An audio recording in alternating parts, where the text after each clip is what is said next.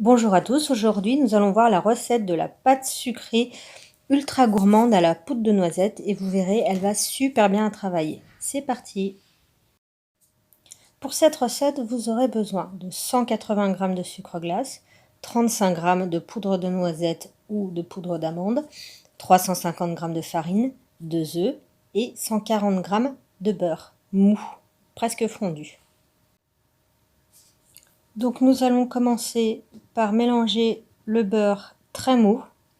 On le fait très mou pour pouvoir le mélanger facilement. Après, si vous voulez, vous pouvez le laisser un peu plus ferme, mais ça sera plus compliqué à mélanger. Donc là, on rajoute la poudre de noisette torréfiée. Je mets de la poudre de noisette pour le côté gourmand. Sinon, vous pouvez la faire classique avec de la poudre d'amande blanche.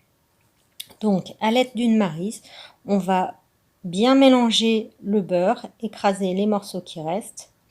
L'avantage de cette recette, c'est qu'elle va vite à faire à la main, si vous n'avez pas de robot. Une fois mélangé, on va ajouter le sucre glace. Toujours pareil, on mélange à la maryse. Donc ça, c'est une recette que vous pouvez conserver une bonne semaine au frigo. Vous pouvez également la congeler, filmer pour l'utiliser une autre fois ou en faire d'avance. Quand le sucre glace est bien mélangé, on va ajouter les œufs. Donc vous voyez, ça vous donne quelque chose de très crémeux.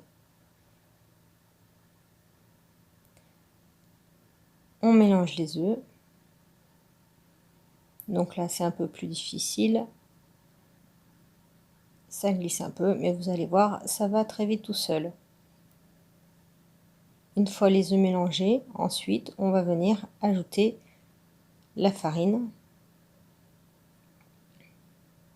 Pareil, vous ajoutez la farine en une fois. Moi, j'utilise de la farine complète. Elle marche très bien avec toutes les autres sortes de farine.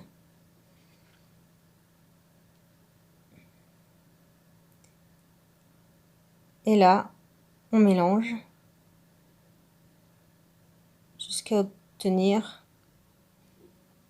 quelque chose de très homogène.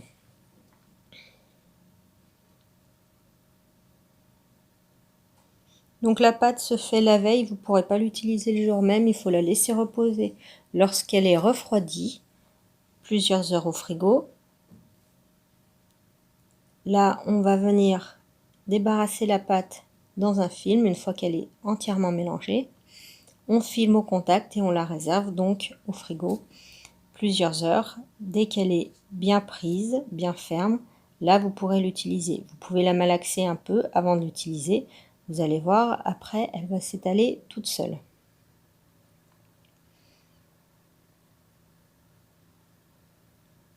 Hop, et là, au frigo. Ensuite, on va s'occuper d'étaler la pâte. Donc, pensez bien à fariner en dessus et en dessous de votre pâte pour pas qu'elle colle.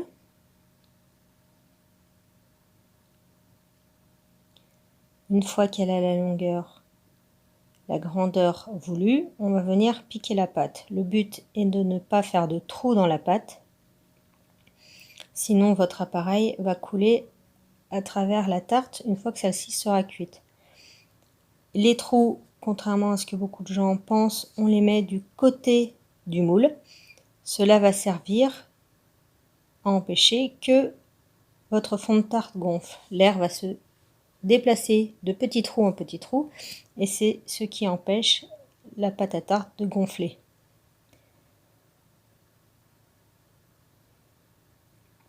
Donc, on répartit la pâte correctement, on coupe l'excédent sur le bord des moules et on met à cuire 10 minutes à 180 degrés. Voilà, c'est prêt. Bonne dégustation!